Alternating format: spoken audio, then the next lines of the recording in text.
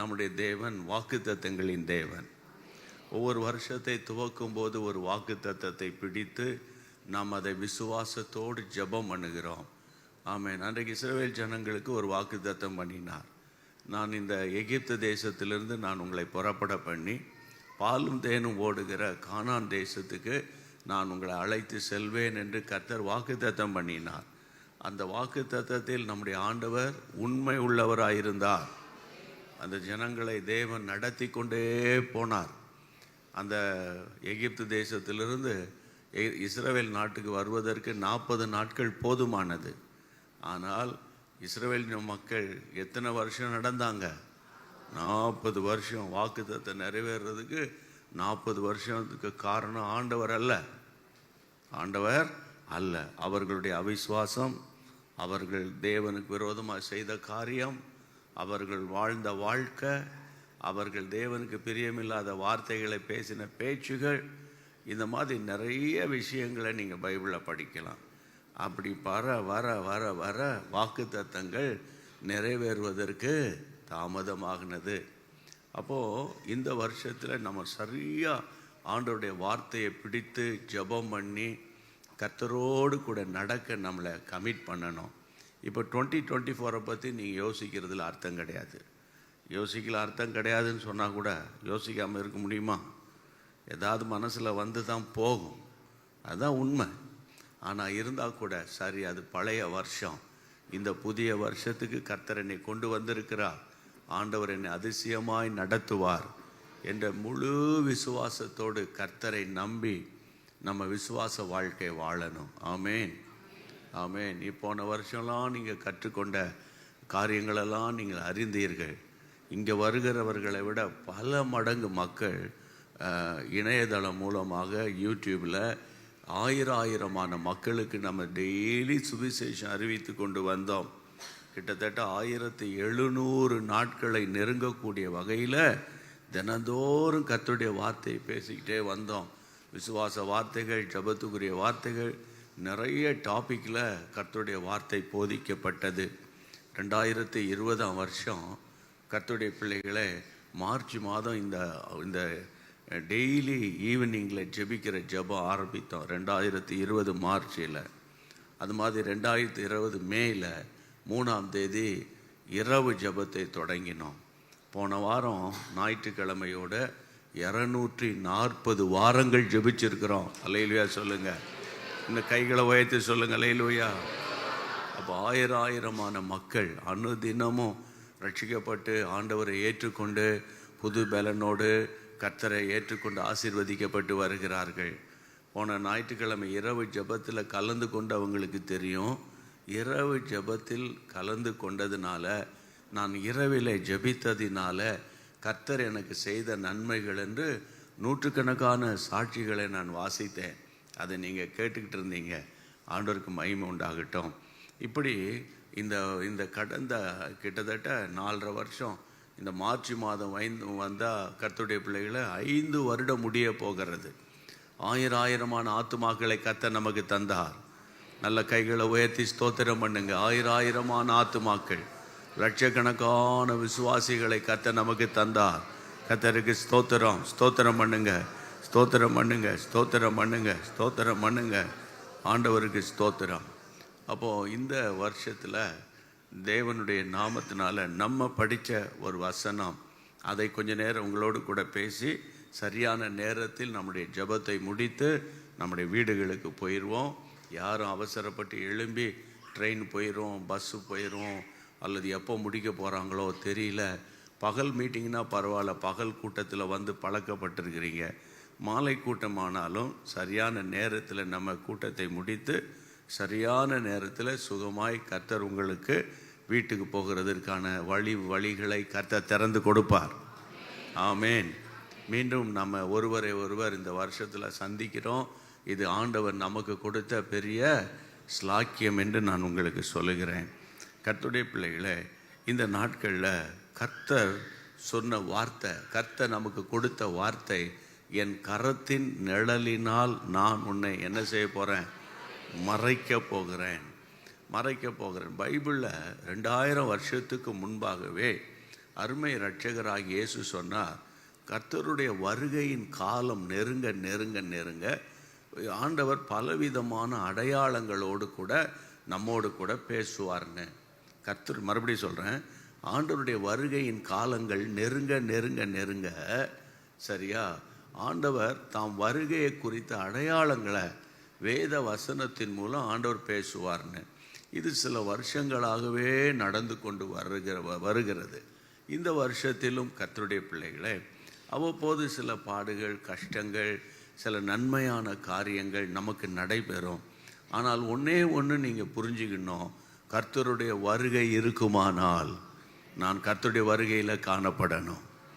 ஆமென். யாரும் கையை வைத்த மாட்டேன்றீங்க. ஆமாம், எப்போவுமே ஆண்டவருடைய வருகை தான் ரொம்ப முக்கியம். கர்த்தருடைய வருகை இன்றைக்கி நைட்டு வந்துச்சுன்னா சந்தோஷமாக போயிடலாம். இந்த உலகத்தில் கஷ்டப்பட்டு போராடுறதை விட ஆண்டவருடைய வருகையில் காணப்படுவது போல ஒரு சந்தோஷ பூமியில் என்ன இருக்குது? அதே நேரத்தில் நம்முடைய வீடுகளில் ரட்சிக்கப்படாதவர்கள் இருப்பார்களானால் நீங்கள் அதை சாதாரணமாக விட்டுறாதீங்க. கர்த்தருடைய பிள்ளைகளை, ஒரே ஒரு மனுஷன் உங்கள் வீட்டுக்குள்ளே ரட்சிக்கப்படாமல் இருந்தால், ஒரே ஒரு வாலிபன் ரட்சிக்கப்படாமல் இருந்தால் அந்த வீட்டுக்குள்ளே சமாதானம் இருக்காது. அதனால் இந்த வருஷம் எங்கள் வீட்டுக்குள்ளே நடக்க போகிற முதல் அற்புதம் ரட்சிப்பு தான். எங்கள் வீட்டுக்குள்ளே நடக்க போகிற ரெண்டாவது அற்புதம் என்ன தெரியுமா? ஒரு மனப்பாட்டின் ஆவி. கையை வைத்து கர்த்தரை ஸ்தோத்திரம் பண்ணுங்க. அந்த மாதிரி இந்த வருஷம் கர்த்தர் தம்முடைய கரத்தின் நிழல்னால ஆண்டவர் நம்மை மூட போகிறார்.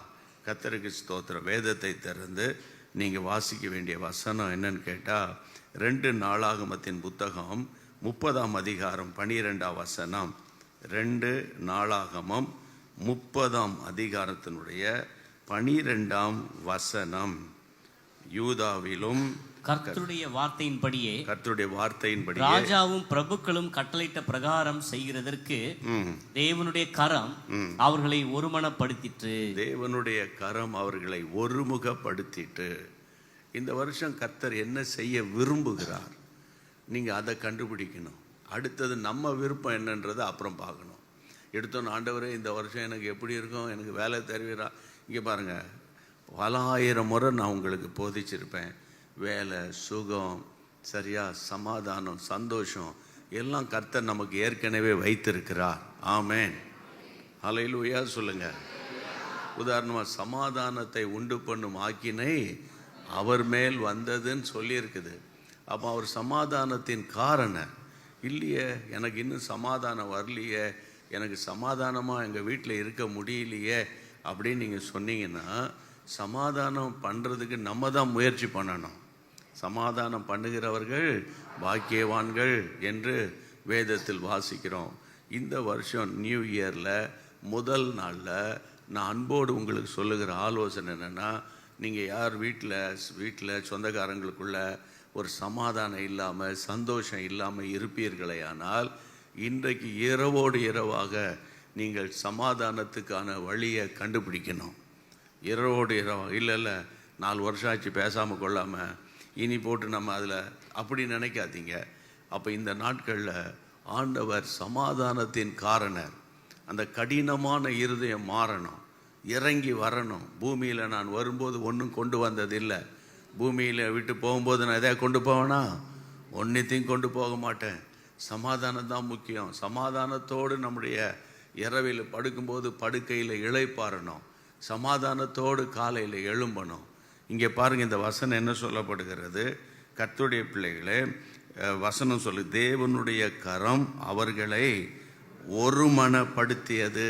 அப்போ ஆண்டவருடைய கரம் உங்கள் மேலே உங்களை மூடுமானால் உங்களுக்குள்ள ஒரே இருதயத்தை கர்த்தர் தருவார். ஒரே இருதயத்தை கர்த்தர் தருவார். இந்த வருஷம் கர்த்தர் உங்களுக்கு கொடுக்குற ஆசீர்வாதம் ஒரே இருதயம். பணத்தை கொடுப்பார்னா நீங்கள் எல்லாமே கைத்தட்டி கர்த்தரை தோத்திரம் பண்ணியிருப்பீங்க. புரியுதா? உனக்கு இந்த வீடு வரப்போகுது அப்படின்னா கரங்களை தட்டி ஆமேன் அல்லேலூயா எனக்கு வரப்போதாமே அப்படின்னு. இப்போ நான் அதை விட ஒரு பெரிய ஆசீர்வாதத்தை பேசுகிறேன். அது உங்களுக்கு புரியல. அது என்னன்னு கேட்டால், ஒரே இருதயத்தை தருவார். ஆமேன். ஒரே இருதயம். தகப்பனுக்கு, தாய்க்கு, பிள்ளைகளுக்கு நமக்குள்ள எல்லாருக்கும் ஒரே இருதயம் இருக்குமானால் நம்முடைய வீடு குட்டி பரலோகம் போல இருக்கும் அல்லவா? கைகளை உயர்த்தி ஆண்டவரை ஸ்தோத்திரம் பண்ணுங்க, ஸ்தோத்திரம் பண்ணுங்க. அதுக்கு தான் பைபிளில் வாசிக்கிறோம். 133ஆம் சங்கீதம் 1 வசனத்தில் சகோதரர் ஒருமித்து வாசம் பண்ணுகிறது எத்தனை இன்பமும் எத்தனை நன்மையுமா இருக்கிறது. அங்கே அந்த வசனத்தை வாசிங்க, அங்கே வசனத்தை வாசிங்க. 133:1. அங்கே கர்த்தர் என்றென்றைக்கும் ஆசீர்வாதத்தையும் ஜீவனையும் கட்டளையிடுகிறார். பார்த்தீங்களா? இங்க பாருங்க, நீங்க நல்ல பைபிள் ஃபோக்கஸ்டு கிறிஸ்டியனா மாறணும். இப்போ ஆண்டவரே நான் ஒரு மொட்டையா இந்த வருஷம் கர்த்தர் உங்களை ஆசீர்வதிப்பார் சொல்றதுக்கு 5 நிமிஷம் ஆகாது. ஆனால் எந்த இடத்துல கர்த்தருடைய ஆசீர்வாதம் வருது? சகோதரர் ஒருமித்து வாசம் பண்ணும்போது. வாசிங்க, சகோதரர் ஒருமித்து வாசம் பண்ணுகிறது எத்தனை நன்மையும் எத்தனை இன்பமுமானது. எத்தனை இன்பமுமா இருக்கிறது. அது ஆரோனுடைய சிரசின் மேல் ஊற்றப்பட்டு அவனுடைய தாடியிலே வடிகிறதும் அவனுடைய அங்கியின் மேல் இறங்குகிறதுமான நல்ல தைலத்துக்கும் எர்மோன் மேலும் சீயோன் பர்வதங்கள் மேலும் இறங்கும் பனிக்கும் ஒப்பாயிருக்கிறது.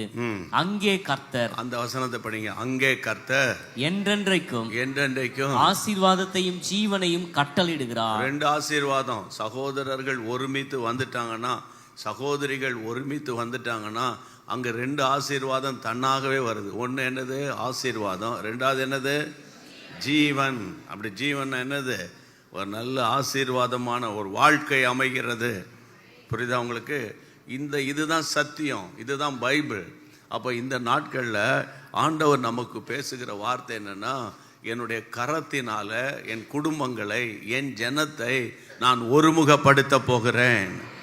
ஆமென். எபேசியருக்கு எழுதின நிருபத்தில் 4ஆம் அதிகாரத்தில் பைபிளை திருப்புங்க, கொஞ்சம் பாருங்க. ஸ்க்ரீனில் போடுறாங்களே இல்லையா, அது வேற விஷயம். நீங்கள் பைபிளில் படிங்க. பைபிள்ல 4ஆம் அதிகாரம் 3ஆம் வசனம் வாசிங்க. சமாதான கட்டினால் ஆவியின் ஒருமையை காத்துக் கொள்வதற்கு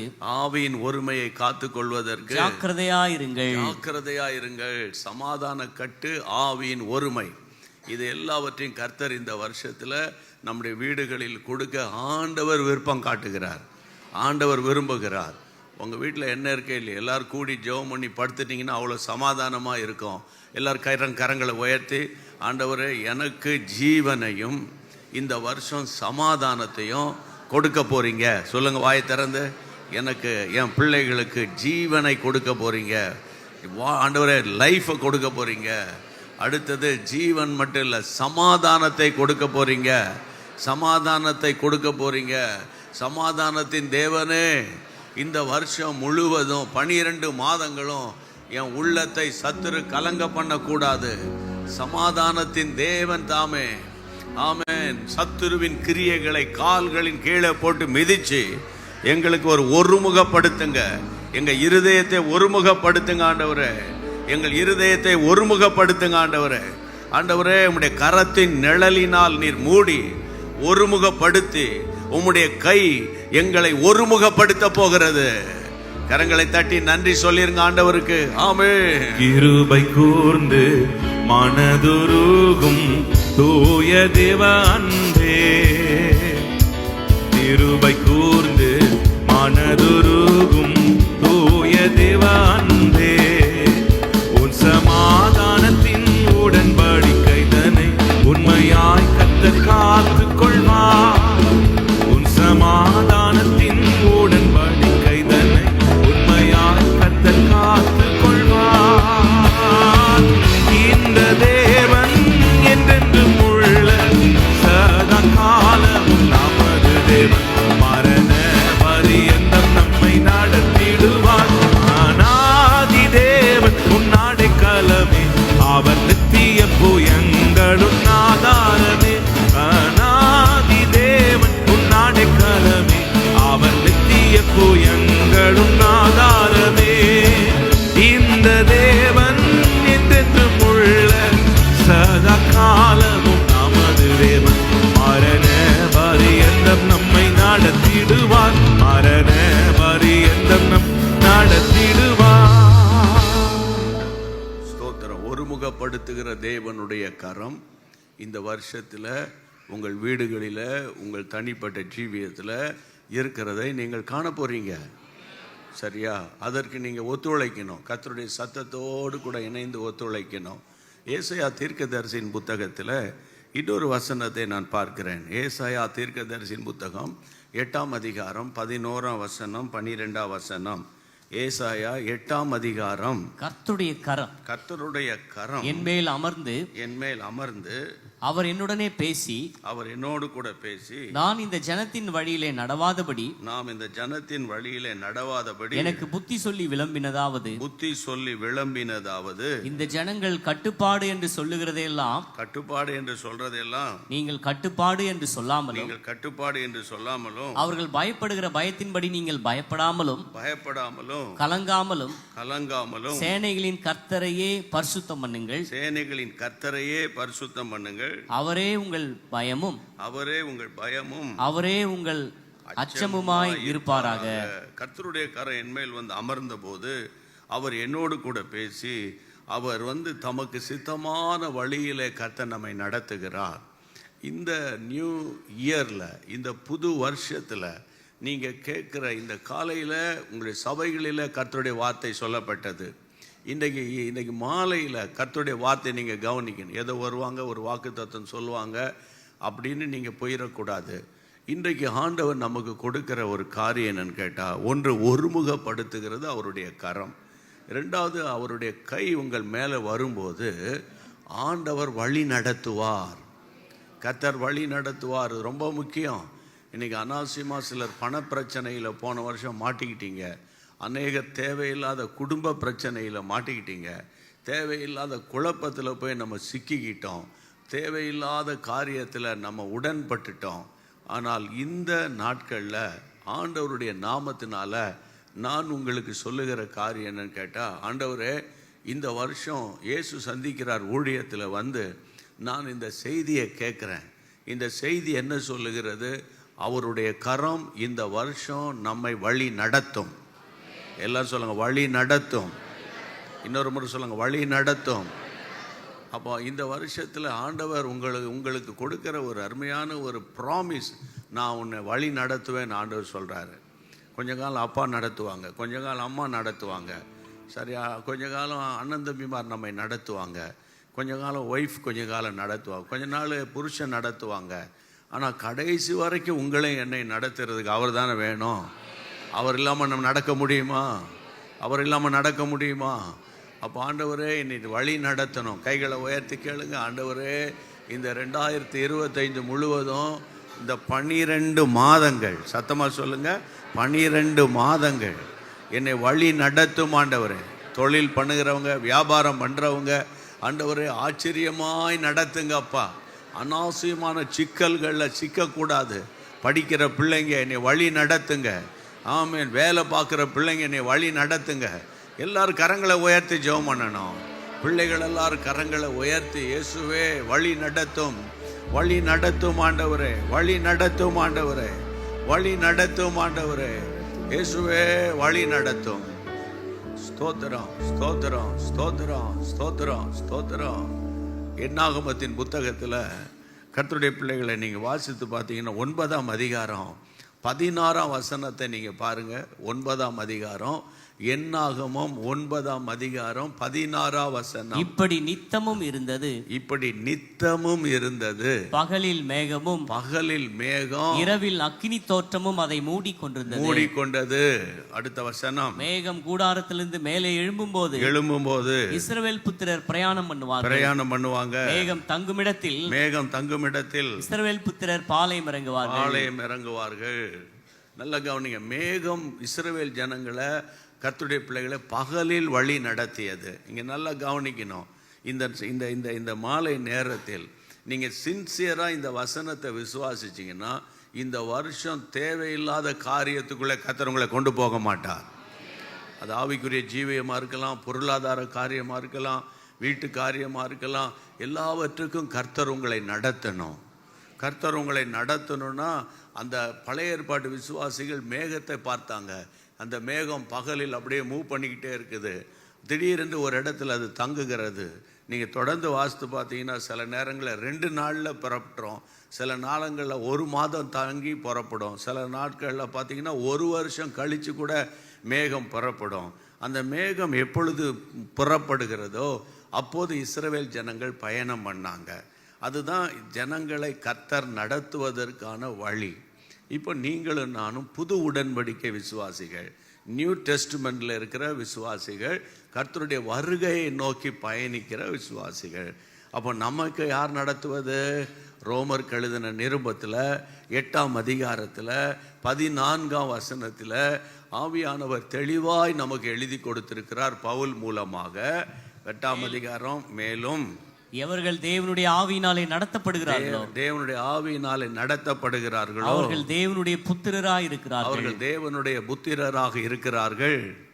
தேவனுடைய பிள்ளைகளே, ஆவியினால் நடத்தப்படுகிற அனுபவத்தை கர்த்தர் உங்களுக்கு எனக்கு தருவார். கையை வைத்து தலையிலையா சொல்லுங்க. இப்போ போன வருஷத்தில் எப்படி நடக்கிறது, போகலாமா வேணாமா, இந்த வேலையை எடுக்கலாமா செய்ய வேணாமா, அல்லது இந்த இந்த இந்த இந்த ஸ்கூலில் சேர்க்கலாமா வேணாமா, இப்படியெல்லாம் பல குழப்பங்களோடு இருந்தீங்க. இந்த வருஷம் ஒரு புதிய தீர்மானத்தோடு நீங்கள் போகிறீங்க. காரணம், இந்த வருஷம் ஆவியானவரே உங்களை நடத்த போகிறார். ஆவியானவர் நடத்துவார். அப்போ ஆவியினால் நடத்தப்படணும்னு விரும்புகிற எத்தனை பேர் கையை வைத்து காட்டுங்க. ஆவியினால் நடத்தப்படணும். இப்போ எவ்வளோ பேர் விரும்புகிறீங்க? எல்லோரும் கையை வைத்து காட்டுங்க. அப்போ நீங்கள் என்ன செய்யணும் தெரியுமா? கர்த்தருடைய பிள்ளைகளே, லூக்கா 1ஆம் அதிகாரம், 1ஆம் அதிகாரம், லூக்கா எழுதின சுவிசேஷம் 4ஆம் அதிகாரம் 1 வசனம், 4ஆம் அதிகாரம் 1 வசனத்தை நீங்க படிக்கணும். இயேசு பரிசுத்த ஆவியினாலே நிறைந்தவராய் யோர்தானை விட்டு திரும்பி ஆவியானவராலே வனாந்தரத்துக்கு கொண்டு போகப்பட்டார். இப்போ ஆவிக்குள்ளாக இயேசு நிரம்பி இருந்ததுனால ஆவியானவர் இயேசுவை நடத்தினார். அப்ப இந்த வருஷத்துல ஒவ்வொரு விசுவாச குடும்பங்களும் எனக்கு பரிசுத்த ஆவியின் நிறைவை கொடுங்க ஆண்டவரே, பரிசுத்த ஆவியானவர் என்னை நடத்துங்க. நீங்கள் படிப்பு அறிவு இல்லாமல் இருக்கலாம், வேத அறிவு கூட இல்லாமல் இருக்கலாம். அபிஷேகத்தில் நிரம்பிட்டீங்கன்னா டெய்லி படிக்கும்போது ஆவியானவர் உங்களுக்கு ஞானத்தை தருவார். ஆமென். ஆவியின் அறிவை கர்த்தர் உங்களுக்கு தருவார். கர்த்தருக்கு மகிமை உண்டாகட்டும். நெகேமியாவில் ட்ரினிட்டா இன்னைக்கு ஜெபம் நடத்தும் போது அந்த ஆவியானவர் எப்படி பழைய ஏற்பாட்டு பரிசுத்தவான்களை நடத்தினார் என்பதை நீங்கள் கேட்டீங்க. அப்போ இந்த நாட்களில், இந்த முதல் நாள்லேயே உங்கள் சிந்தையில் என்ன இருக்கணும்னா, உங்கள் விருப்பமெல்லாம் நிறைவேறணும் அப்படின்னு நினைக்காதீங்க. ஆண்டவரே, உங்கள் விருப்பம்தான் என் லைஃப்பில் நிறைவேறணும். அப்படி விரும்புகிறவங்க கை வைத்து காட்டுங்க. அப்படியே கண்ணை மூடுங்க. ஆண்டவரே, உங்கள் விருப்பம்தான் எனக்கு நிறைவேறணும், அதனால் ஆவி நிறைவை எனக்கு தாரும். சத்தமாக ஜெபம் பண்ணுங்க. ஆவி நிறைவை எனக்கு தாரும், ஆவி நிறைவை எனக்கு தாரும் ஆண்டவரே, ஆவி நிறைவை எனக்கு தாரும். இயேசுவின் நாமத்தில் ஆவி நிறைவை எனக்கு தாரும். இயேசுவின் நாமத்தில் ஆவி நிறைவை எனக்கு தாரும். எவர்கள் ஆவியினால் நடத்தப்படுகிறார்களோ அப்பா, அவர்கள் தேவனுடைய பிள்ளைகள், தேவனுடைய புத்திரராய் இருக்கிறாங்க. ஆவியானவர் நடத்துதல் வேணும். உம்முடைய நடத்துதல் எங்களுக்கு தாரும். இந்த ஜனவரி முழுவதும் நடத்தும்.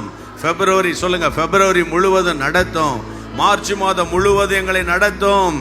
ஏப்ரல் மாதம் முழுவதும் எங்களை நடத்தும். அப்பா மே மாதத்தில் நடத்தும். ஜூன் மாதம் முழுவதும், ஜூலை முழுவதும், ஆகஸ்ட் முழுவதும், செப்டம்பர் முழுவதும், அக்டோபர் நவம்பர் முழுவதும், டிசம்பர் 31ஆம் தேதி வரைக்கும். நல்ல கைகளை உயர்த்தி சொல்லுங்க, இயேசுவே என்னை நடத்துங்கப்பா. ஆவியானவரே, உம்முடைய சத்தத்துக்கு மீறி நான் எந்த காரியத்தையும் செய்யக்கூடாது. பண விஷயத்துல, ஃபேமிலியில, பிள்ளைகளை வளர்க்கிற விதத்துல, பிள்ளைகளுக்கு அடுத்தடுத்த காரியங்களை செய்கிற விஷயத்துல என்னை முழுவதுமாய் நடத்த போறீங்க. ஏனென்றால் அவருடைய கரம் உங்களை நடத்தும். கரங்களை தட்டி ஸ்தோத்திரம் பண்ணிருங்க. வழி நடத்தும் தேவனுடைய கரம். எங்களுக்குள்ளே வாசம் செய்யும் ஆவியானவரே, இந்நாளில் உம் சித்தம் போல் வழி நடத்துமையா. எங்களுக்குள்ளே வாசம் செய்யும் ஆவியானவரே, உம் சித்தம் போல் செல்லுமையா. ஆவியானவரே, ஆவியானவரே, பரிசுத்த ஆவியானவரே, ஆவியானவரே, ஆவியானவரே, பரிசுத்த ஆவியானவரே, எங்கு செல்ல வேண்டும், என்ன சொல்ல வேண்டும், வழி நடத்தும் ஆவியானவரே, எங்கு செல்ல வேண்டும், என்ன சொல்ல வேண்டும், வழி நடத்தும் ஆவியானவரே, விருப்பம் இல்லாத இடங்களுக்கு செல்லாமல் தடுத்து நிறுத்தும் ஆவியானவரே, விருப்பம் இல்லாத இடங்களுக்கு செல்லாமல் தடுத்து நிறுத்தும் ஆவியானவர். எல்லாரும் சொல்லுவோமா? ஆவியானவரே, பரிசுத்த ஆவியானவரே, ஆவியானவரே, நீர் வழி நடத்துமே ஆவியானவரே, ஆவியானவரே, ஆவியானவரே, பரிசுத்த ஆவியானவரே, ஆவியானவரே, ஆவியானவரே, பரிசுத்த ஆவியானவரே. இந்த வருஷத்துல நேரம் கிடைக்கும் போதெல்லாம் நீங்க நல்ல பைபிளை படிச்சு ஸ்தோத்திரம் பண்ணி ஜெபம் பண்ணணும். அந்த தீர்மானம் எடுப்பீங்களா? இனி வரக்கூடிய காலங்களில் ஆண்டவர் அதிகமாக தேடத்தான் ஆண்டவருடைய பாதுகாப்பு நமக்கு அதிகமாக கிடைக்கும். சரி, அவரை தேடும்போது இந்த வருஷம் நீங்கள் பாக்கியவானாக இருப்பீங்க. நீங்கள் வேணால் பாருங்கள், உங்கள் சூழ்நிலை நிச்சயமாக மாறிடும். ஏன்னா கடைசி கால எழுப்புதலுக்கு கர்த்தர் நம்மை ஆயத்தப்படுத்துகிறார். ஒரு ஜெயமுள்ள வருஷத்தை கர்த்தர் நமக்கு தருவார். கையை வைத்து ஆண்டவரை ஸ்தோத்திரம் பண்ணுங்க. மூன்றாவது, எசேக்கியேல் தீர்க்கதரிசியின் புத்தகம், எசேக்கியேல் தீர்க்கதரிசியின் புத்தகம், எசேக்கியேல் சாப்டர் 3, மூன்றாம் அதிகாரம், எசேக்கியேல் 3:14 வாசிக்கலாம். ஆவி என்னை உயர எடுத்துக்கொண்டது, நான் என் ஆவியின் உக்கிரத்தினாலே மனங்கசந்து போனேன். ஆனாலும் கர்த்தருடைய கரம் என் மேல் பலமாக இருந்தது. இந்த வருஷம் ஆண்டவர் நமக்கு வாக்குத்தத்தமா நம்ம விசுவாசத்தோடு எடுத்து நம்ம விசுவாசிக்கிற வேத வசனம் ஏசாயா நம்ம வாசித்தது 51:16. அந்த வசனத்தின்படி அவருடைய கரத்தின் நிழலினால் கர்த்தர் நம்மை மறைப்பார். அப்போ அவருடைய கரம் நம்மை மறைக்கும் போது, அவருடைய கரம் நம்மை நடத்தும் போது, ஒன்று சொன்ன ஒருமுகப்படுத்திரும். அவருடைய கரம் நம்மை ஒருமுகப்படுத்திரும். இரண்டாவது, அவருடைய கரம் நம்மை வழி நடத்தும். அவருடைய கரம் என்ன செய்யும்? வழி நடத்தும். மூன்றாவது, அவருடைய கரம் என்ன செய்யும்? நம்ம இங்கே வாசித்தோம், ஆவி என்னை உயர எடுத்துக்கொண்டது, நான் என் ஆவியின் உக்கிரத்தினாலே மனங்கசந்து போனேன். ஆனாலும் கர்த்தருடைய கரம் என் மேல் பலமாயிருந்தது, மனங்கசந்து போனேன். ஆமேன். ஆங்கிலத்தில் ஒரு பிட்டர்னஸ், கசப்பான ஒரு அனுபவத்தின் வழியாக அல்லது ஒரு போராட்டமான வழிகளில் நான் போகும்போது கர்த்தருடைய கரம் என் மேல் அமர்கிறது. வாழ்க்கையில் நல்லா கவனிக்கணும். இந்த 12 மாதத்தில் சில நேரங்களில் ஏதாயிலும் போராட்டங்களை பிசாசு கொண்டு வர பிளான் பண்ணுவான். அதையும் நான் உங்களுக்கு சொல்கிறேன். பிசாசு வருவான்னு சொல்லாதீங்க பிரதர், அவன் வரமாட்டான்னு சொல்லுங்கள், எங்களுக்கு சந்தோஷமாக இருக்கும். வருவானாலே கஷ்டமாக இருக்கும். நான் சொல்லலையே, பைபிளில் ஆண்டவர் சொல்லியிருக்கிறார், பிசாசு ஒரு மனுஷனை விட்டு போகும்போது எங்கே போகும்? வறண்ட இடங்களுக்கெல்லாம் போகும். இயேசு சொன்ன ஓமை. அந்த பிசாசு மறுபடியும் அலைஞ்சு பார்த்துட்டு ஒரு வழியும் கிடைக்காத பட்சத்தில் மறுபடியும் என்ன செய்யும்? நான் விட்டு வந்த நான் வீட்டுக்கு போவேன் என்று சொல்லும்போது அந்த வீடு பெருக்கி ஜோடிக்கப்பட்டு இருக்கிறதை கண்டு போயிட்டு தண்ணியிலும் பொல்லாத 7 ஆவிகளை கூட்டி கொண்டு வரும். நான் ஒன்று சொல்லட்டா, ஒரு ஆவிக்குரிய மனுஷி அல்லது ஆவிக்குரிய மனுஷனுக்கும் இந்த உலகத்துக்கும் ஒத்தே வராது. நான் பேசுறது புரியுதா உங்களுக்கு? புரிஞ்சவன் கையை வைத்து காட்டுங்க. கொஞ்சம் பேருக்கு புரியாததுனால திரும்பி சொல்கிறேன். ஒரு நல்ல ஒரு கிறிஸ்தவனுக்கும் உலகத்துக்கும் ஒத்து வராது. புரிஞ்சவங்க கையை வைத்து காட்டுங்க. இப்போ கொஞ்சம் பேருக்கு புரிஞ்சிருச்சு. இன்னொரு முறை சொல்லிடுறேன். ஒரு நல்ல கிறிஸ்தவனுக்கும் கர்த்தருடைய பிள்ளைகளை உலகத்துக்கு என்ன வராது, அப்படி இப்படி கொஞ்சம் இப்போ கள்ளத்தனம் பண்ணுறவனுக்கும் அவனுக்கும் உலகம் என்ன பண்ணிடும், ஒத்து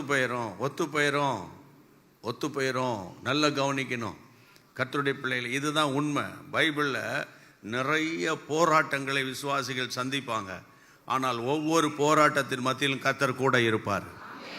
அப்போ இந்த வருஷத்தில் எசேக்கியேல் சொல்வது போல, கர்த்தர் நான் கசந்து போனாலும் அவருடைய கரம் என் மேல் அமரும். எப்போதெல்லாம் போராட்டம் சோர்வு வர மாதிரி இருக்குமானால் தானாக தேவ கரம் உங்கள் மேல் அமர்ந்துடும். உடனே கர்த்தர் உங்களை பலப்படுத்த ஆரம்பிச்சிருவார். ஆமென். இந்த போராட்டம் எத்தனை நாள் எசேக்கியேலுக்கு இருந்ததுன்னு கேட்டா 16ஆம் வசனத்தை வாசிங்க.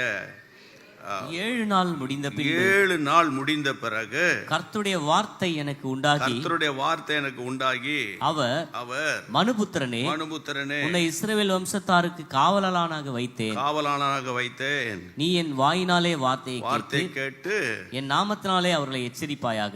அப்போ 7 நாள் தான் உபத்திரவம். உடனே தேவக்காரன் அங்க அமர்ந்துருச்சு. ஆமென். இப்ப நான் என்ன உங்களுக்கு சொல்லி கொடுக்கிறேன், இனி உங்களுக்கு வரக்கூடிய உபத்திரம் அது ஒரு டெம்பரவரி தான். புரியுதா? உபத்திரம் வரும் போகும், அதான் வாழ்க்கை. ஆனால் கர்த்தருடைய ஜெயம் எப்போது நம்மோடு கூட இருக்கும். கரங்களை உயர்த்தி ஸ்தோத்திரம் பண்ணுங்க. சில டஃப் டைம் வரலாம், அது நிரந்தரமா இருக்காது, அது ஒரு முடிவுக்கு வந்துடும். ஏன் தெரியுமா? கர்த்தருடைய கரம் இந்த வருஷம் உங்கள் மேல் அமரும். கர்த்தருடைய கரம் விசுவாசிக்கிறவங்க ஆமேன் என்று அதை ஆமோதிங்க. கைகளை உயர்த்தி, இயேசுவே உம்முடைய கரத்தின் நிழலினால் என்னை மூடுவீராக. கைகளை உயர்த்தி ஜெபம் பண்ணுங்க. இயேசுவே உம்முடைய கரத்தின் நிழலினால் என்னை மூடுவீராக. உம்முடைய கரம் பலத்த கரம், ஓங்கிய புயம் என்னை நடத்தும். இஸ்ரவேல் ஜனங்களை வனாந்தரத்தில் நடத்தலையா? இஸ்ரவேல் ஜனங்களை ஆண்டவரே எகிப்து தேசத்திலிருந்து நடத்தலையா? அந்த கரம் எங்கள் வீட்டை நடத்தும். சொல்லுங்க, என் குடும்பத்தை நடத்துங்க, என் பிள்ளைகளை நடத்துங்க, என் குடும்பம் முழுவதை நடத்துங்க. ஆமென். போராட்டங்களில் கர்த்தருடைய கரம் பலமா இறங்கி கிரியை செய்ய போகிறது. ஸ்தோத்திரம் ஆண்டவரே. ஹல்லேலூயா, ஹல்லேலூயா, ஹல்லேலூயா. அன்றைக்கு ஆகாப் ரதத்துக்கு முன்பு எலியா ஓடின போது கர்த்தருடைய கரம் எலியாவின் மேல் அமர்ந்தது. அப்போது எலியா ஆகாபுடைய ரதத்தை ஆண்டவரே மேற்கொண்டவனாய் போனான். எல்லா விதமான ஆகாப்பின் ஆவிகளை மேற்கொள்ளுகிற ஒரு புது கிருபையை இந்த வருஷம் எங்கள் ஜனங்களுக்கு கர்த்தர் கொடுத்து, ஆண்டவரே உம்முடைய கரத்தின் நிழலினால் உடைய பிள்ளைகளை மூட போகிறதற்காக எல்லாரும் கரங்களை தட்டி ஸ்தோத்திரம் பண்ணுங்க. ஓங்கும் புயமும் பலத்த காரமும் உன் பக்கமே உண்டு. ஓங்கும் புயமும் பலத்த காரமும் உன் பக்கமே உண்டு. தாங்கும் கிருபை தயவு இரக்கம் தாராளமாய் உண்டு. தாங்கும் கிருபை தயவு இரக்கம் தாராளமாய் உண்டு. இஸ்ரவேலின் ஜனமே என்றும் இடறிட வேண்டாம். யெகோவாவும் தெய்வமானால் ஏதும் பயம் வேண்டாம். யெகோவாவும் தெய்வமானால் ஏதும் பயம் வேண்டாம். யெகோவாவும் தெய்வமானா பயம் வேண்டாம். முதலாவது சொன்ன கர்த்தருடைய கரம் உங்களை ஒருமுகப்படுத்த போகிறது. அப்படின்னா ஒரே இருதயத்தை கர்த்தர் உங்க வீட்டுக்கு தரப்போகிறார். நீங்க என்ன யோசிக்கிறீங்களோ அதே போல ஒய்ஃப் யோசிப்பா, ஒய்ஃப் என்ன யோசிக்கிறாங்களோ அதே போல கணவன் யோசிப்பாங்க. பிள்ளைகளுக்குள்ள ஒருமனப்பாட்டின் ஆவி இந்த வருஷத்தில் விசுவாசிகள் வீடுகளில் கர்த்தர் தரப்போகிறார். ஆமென். இரண்டாவது நான் சொன்னேன், கர்த்தருடைய கரம் உங்களை வழி நடத்த போகிறது. அதிசயமா கர்த்தர் நடத்த போகிறார். ஒவ்வொரு நாள் சாப்பிடும்போது ஸ்தோத்திரம் பண்ணிட்டு சாப்பிடுவீங்க. ஒவ்வொரு நாளும் பாருங்க, தேவன் அதிசயமாய் உங்களை கர்த்தர் வழி நடத்துவார். அவருடைய கரம் வழி நடத்துகிற ஒரு ஆச்சரியமான ஒரு கரம். மூன்றாவது, கசப்பான கஷ்டமான நேரங்களில் ஆவியானவர் வந்து உங்களை பலப்படுத்தி அவருடைய கரம் உங்கள் மேல் வந்து அமரும். உடனே கர்த்தருடைய வல்லமை வெளிப்படும். அந்த கஷ்டங்கள் 7 நாள் தான். அதற்கு பிறகு கர்த்தர் எசேக்கியேலுக்கு வார்த்தையை கொடுத்தது போல உங்களுக்கும் கிருபையை கொடுத்து உங்களை வழி நடத்துவார். போராட்டங்களில் கர்த்தருடைய கரம். கடைசியாக ஒன்று சொல்லி நான் முடித்து ஜெபம் பண்ண போகிறோம். கர்த்தருடைய பிள்ளைகளை, வசனத்தை நீங்கள் எடுத்துக்கொள்ளணும். கடைசியாக வாசிக்க வேண்டிய வசனம் அப்போஸ்தலர் 11ஆம் அதிகாரம். அப்போஸ்தலர் நடபடிகளின் புத்தகம் 11ஆம் அதிகாரத்துக்கு பைபிளை புரட்டுங்க. பைபிளை புரட்டுங்க பார்ப்போம். 11ஆம் அதிகாரம் 20-21 வசனம். அவர்களில் சீப்புருத்திவாரும் சிரேனே பட்டணத்தாருமாகிய சிலர் அந்தியோகியா பட்டணத்துக்கு வந்து கிரேக்கருடனே பேசி கர்த்தராகிய இயேசுவை குறித்து பிரசங்கித்தார்கள். கர்த்தராகிய இயேசுவை குறித்து பிரசங்கம் பண்ணினார்கள். கர்த்தருடைய கரம் அவர்களோடே இருந்தது. கர்த்தருடைய கரம் அவர்களோடு இருந்தது. அநேக ஜனங்கள் விசுவாசிகளாகி மாறி கர்த்தரிடத்தில் திரும்பினார்கள். ஆமென், ஹல்லேலூயா. கர்த்தருடைய கரம் அவர்களோடு வந்து இறங்கினது, அல்லாவிட்டால் கர்த்தருடைய கரம் அவர்களோடு இருந்தது. ஜனங்கள் விசுவாசிகளாக மாறிட்டாங்க, கர்த்தரிடத்தில் திரும்பினார்கள். இப்போ நல்ல கவனிங்க, 21ஆம் வசனத்தை எல்லாரும் நிதானமாக வாசிங்க உங்க பைபிளை பார்த்து. ஆமென். கர்த்தருடைய கரம் அவர்களோடு இருந்தது. அநேக ஜனங்கள் விசுவாசிகளாய் கர்த்தரிடத்தில். ஆமென். கர்த்தருடைய கரம் அவர்களோடு. எவர்களோடு? இயேசுவை குறித்து யார் யாரெல்லாம் பேசுகிறாங்களோ அவர்களோடு கர்த்தருடைய கரம் இருக்கும். இன்னொரு முறை, யாரோடு கர்த்தருடைய கரம் இருக்கும்? இயேசுவை குறித்து யாரெல்லாம் பேசுகிறாங்களோ, ஸ்கூலில் படிக்கிற இடங்களில், வேலை பார்க்குற இடங்களில், உங்கள் தெருவில், காய்கறி கடையில், மீன் மார்க்கெட்டில், எங்கெங்கெல்லாம் கஷ்டப்படுகிற மக்களை பார்க்குறீங்களோ, ஆண்டவன் உன்னை கைவிட மாட்டார், ஆண்டவர் உங்களை நடத்துவார் அப்படின்னு நீங்கள் அந்த ஆண்டவரை குறித்து பேசினா அவருடைய கரம் வந்து உங்களை அமர்ந்துடும். ஆமென். இப்போ நான் திரும்ப கேட்குறேன், யார் மேல் கர்த்தருடைய கரம் வந்து அமரும்? இயேசுவை குறித்து பேசினால். சத்தமாக சொல்லுங்க, இன்னும் உரத்த குரலில் சொல்லுங்க, எல்லாரும் சேர்ந்து ஆன்லைனில். கர்த்தருடைய கரம் வந்து அமரும். அப்போ கர்த்தருடைய கரம் அமர்ந்துச்சா இல்லையான்னு எப்படி தெரியும்? அந்த 21ஆம் வசனத்தில் கர்த்தருடைய கரம் அவர்களோடு கூட இருந்தது. அநேக ஜனங்கள் விசுவாசிகளாகி கர்த்தரிடத்தில் திரும்பினார்கள். ஹல்லேலூயா. அநேக ஜனங்கள் விசுவாசத்துக்குள்ள வந்துட்டாங்க. அவர்கள் கர்த்தருடைய சமூகத்தில் கர்த்தரிடத்தில் திரும்பினார்கள். இந்த வருஷத்தில் யார் யாரெல்லாம் இயேசுவை பற்றி பேச போகிறீங்களோ உங்கள் மேல் கர்த்தருடைய கரம் வந்து அமரும். யார் யாருன்னு சொல்கிறத விட எல்லாருமே பேசணும். எல்லாரும் சுவிசேஷ ஊழியம் செய்யணும். செய்வீங்களா? செய்கிறேன்னு சொல்கிறோம், கையை உயர்த்தி காட்டுங்க. சுவிசேஷ ஊழியம். ஆமாம், வேலை பார்க்குற இடங்களில் ஒரு வார்த்தை, ஆண்டவர் உன்னை ஆசீர்வதிப்பார், ஆண்டவருடைய நாமத்தினால நான் ஜெபம் பண்ணுறேன் அப்படி நீங்கள் சொல்ல சொல்ல சொல்ல பாருங்கள், அடுத்த கூட்டத்துக்கு வரும்போதே உங்கள் நிமித்தம் அநேக ரட்சிக்கப்பட்டிருப்பாங்க. கர்த்தருடைய கரம். Price God. ஹல்லேலூயா. இப்போ கர்த்தருடைய கரம் அப்படின்னா என்ன ஐயா? ஏதாவது அப்படி கண்ணுக்கு முன்னால் வந்து தெரியுமா? அல்லது கர்த்தருடைய கரம் ஒரு சினிமா படம் போல் காட்டுவாரா? அல்லது நான் தூங்கும்போது ஏசப்பா கையை பார்ப்பேனா? அப்படின்னா என்ன, எனக்கு சொல்லி கொடுங்களேன் அப்படின்னு நீங்கள் கேட்டிங்கன்னா, கர்த்தருடைய கரம் என்றால் என்ன அர்த்தம் தெரியுமா? ஒன்று கர்த்தருடைய வல்லமை, ரெண்டாவது கர்த்தருடைய பிரசன்னம். ஆமென். சில நேரத்தில் நீங்கள் ஜெபிப்பீங்க, உங்களை அறியாமல் ஜெபத்தை ஸ்டாப் பண்ணவே முடியாது. பைபிள் படிப்பீங்க, பைபிளை உங்களால் நிறுத்தவே முடியாது. முன்னெல்லாம் பைபிள் படித்தாலே போர் அடிக்கும். இப்போ பைபிள் படிச்சுக்கிட்டே இருக்கணும் போல வருதுன்னா என்ன அர்த்தம்? உங்கள் மேலே தேவ பிரசன்னம் வந்து இறங்கிருச்சுன்னு அர்த்தம். உங்கள் வீட்டில் குடும்ப ஜெபம் 2 நிமிஷத்தில் முடிப்பீங்க, இப்போ ஜெபிக்கணும் போலவே இருக்கும். அப்படின்னா என்ன அர்த்தம்? அங்கே கர்த்தருடைய வல்லமை இறங்கி இருக்குன்னு அர்த்தம். ஆமென். இந்த வருஷத்தில் அவருடைய வல்லமையையும் அவருடைய பிரசன்னத்தையும் கர்த்தர் அதிகமாக உங்களுக்கு தரப்போகிறார். நல்லா விசுவாசிக்கிறீங்களா? கரங்களை உயர்த்தி நீங்கள் கையை உயர்த்திங்க. ஆண்டவரே, உங்களுடைய வல்லமை எனக்கு வேணும், உங்களுடைய பிரசன்னம் எனக்கு வேணும் அப்படின்னு சொல்கிறவங்க மட்டும் எழுமி நில்லுங்க. அப்படி சொல்கிறவங்க மட்டும் எழுமி நில்லுங்க. குயிக்கா ஆமென். உம்முடைய வல்லமை எனக்கு வேணும். கர்த்தருடைய வல்லமை, கர்த்தருடைய பிரசன்னம். Power and presence. ஹalleluya. Power and presence. ஹalleluya. கர்த்தருக்கு ஸ்தோத்திரம். Power of God, presence of God.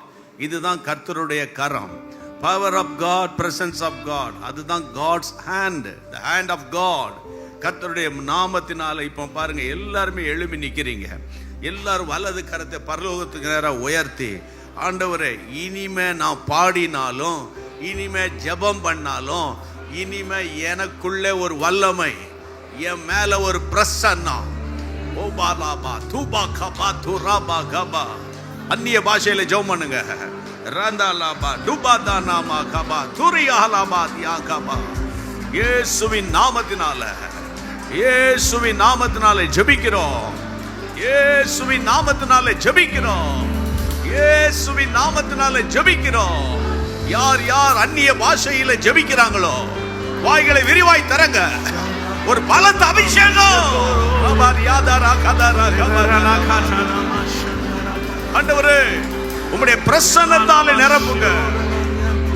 பிரசன்னத்தால நிரப்புங்க. பிரசன்னத்தினால நிரப்புங்க. கிருபையினால நிரப்புங்க. ஒருமுகப்படுத்துகிற தேவ கரம், வழி நடத்துகிற தேவ கரம், போராட்டங்களில் தேவனுடைய கரம், சுவிசேஷம் அறிவிக்கும் போது தேவனுடைய கரம். பிள்ளைகள் அளவில்லாமல் யாரெல்லாம் பிரசன்னத்தால் நிரப்பப்படணும் கேட்கிறாங்களோ, யார் யாரெல்லாம் வல்லமையினால் நிரப்பப்படணும் கேட்கிறாங்களோ, அவர்கள் மேல் பலத்த கரம், ஓங்கிய புயம் உண்டாவதாக.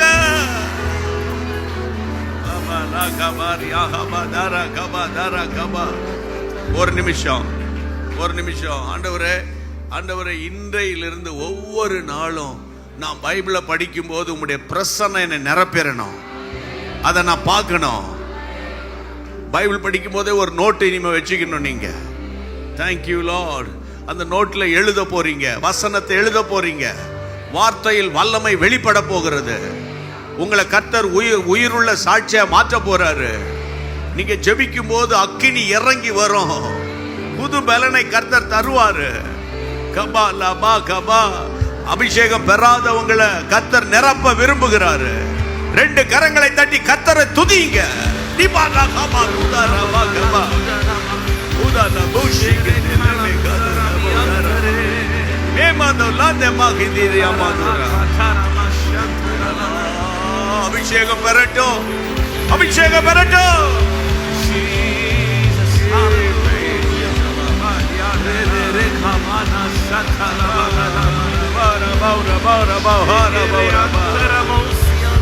இயேசுவின் நாமத்தினால எல்லா வியாதிகள் பறந்து போகட்டும். எல்லா மரண படுக்கைகள் விலகட்டும். எல்லா பலவீனங்கள் விலகட்டும். சமாதான கேடு விலகட்டும். சோர்வு, அவிசுவாசம், பயம், பயம் போவலிய.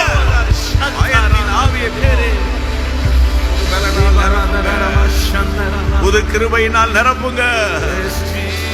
கர்த்தர் ஜெபத்தை கேட்டு இந்த நியூ இயர்ல உம்முடைய கரத்தின் நிழலினால் மறைத்து, ஆண்டவரே, ஒருமுகப்படுத்தி வழி நடத்தி, எல்லா போராட்டமான நேரங்களில் கர்த்தருடைய பலத்த கரம் அவர்கள் மேல் வந்து அமர்ந்து, எல்லாவற்றுக்கும் மேலாக அனுதினமும் சுவிசேஷத்தை அறிவிக்கிற ஒரு ஆவியை, ஒவ்வொரு நாளுக்கு ஒரு ஆத்துமாவை சம்பாதிக்க உங்களுடைய பிள்ளைகளுக்கு உதவி செய்யும். இந்த ஜெபத்தை கர்த்தர் கேட்டுட்டார். சொல்லுங்க, கேட்டுட்டீங்கப்பா. எல்லாம் சொல்லுங்க, கேட்டுட்டீங்கப்பா. சொல்லுங்க, கேட்டுட்டீங்கப்பா. கரங்களை தட்டி உமக்கு நன்றிப்பா. பாதாள கட்டுகள் உடையட்டுமே, பார்வோனின் வல்லமை அழியட்டுமே. பாதாள கட்டுகள் உடையட்டுமே, பார்வோனின் வல்லமை அழியட்டுமே. உமக்காக நாங்கள் ஓடிட உயிரடைய வேண்டுமே. உமக்காக நாங்கள் ஓடிட உயிரடைய. கைகளை தட்டி உமக்காக நாங்கள், உமக்காக நாங்கள் ஓடிட உயிரடைய வேண்டுமே.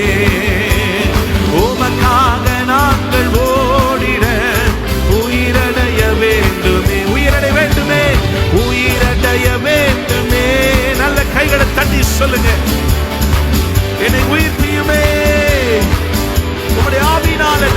அப்பா. எதிராய் செயல்படுகிற சர்ப்பத்தின் கிரியைகள் அழிக்கப்படுவதாக. வல்லமை வேண்டுமே, உந்தன் உயிர் தெழுந்த வல்லமை வேண்டுமே, உந்தன் உயிர் தெழுந்த வல்லமை வேண்டுமே. உங்களுடைய மகா பெரிய பிரசன்னத்தினால உங்களுடைய பிள்ளைகள் எல்லாரையும் நிரப்பின தயவுக்காக ஸ்தோத்திரம். ஆண்டவரே, ஒவ்வொரு வீடுகள் மேலேயும் கர்த்தருடைய கரம் வந்து அமர்ந்து விட்டது. இங்கே ஒரு வீட்டுக்கு ஒருத்தர் வந்தாலும் சரி, அவர்கள் நிமித்தம் அந்த வீட்டின் மேல் கர்த்தருடைய கரம் அமர்ந்து விட்டது. அவர்கள் நிமித்தம் தேவ கரம் வழி நடத்த போகிறது. ஒரு இருதயத்தை கர்த்தர் கொடுக்க போகிறார். அனுதினமும் ஊழியம் செய்கிற பாரத்தை தரப்போகிறேன். அதை நினைத்து நாங்கள் உம்மை ஸ்தோத்திரம் பண்ணுகிறோம். ஏசாயா ஆண்டவர் 51:16 படி ஆண்டவர் உம்முடைய கரத்தின் நிழலினால் உம்முடைய பிள்ளைகளை மறைக்க ஆரம்பிச்சிட்டீங்க. அதற்காக ஸ்தோத்திரம் ஆண்டவரே. உம்முடைய மாறாத கர்த்தருடைய கரம் கூட இருந்து நடத்தட்டும். அதிசயங்களை செய்யும்படிக்கு நாங்கள் ஜெபிக்கிறோம் ஆண்டவரே. நீர் பொறுப்படுத்ததற்காக ஸ்தோத்திரம், ஸ்தோத்திரம், ஸ்தோத்திரம், ஸ்தோத்திரம், ஸ்தோத்திரம். ஆண்டவருக்கு மகிமை உண்டாவதாக. இயேசுவின் நாமத்தில் ஜெபிக்கிறோம் பிதாவே, ஆமென். அல்லேலூயா.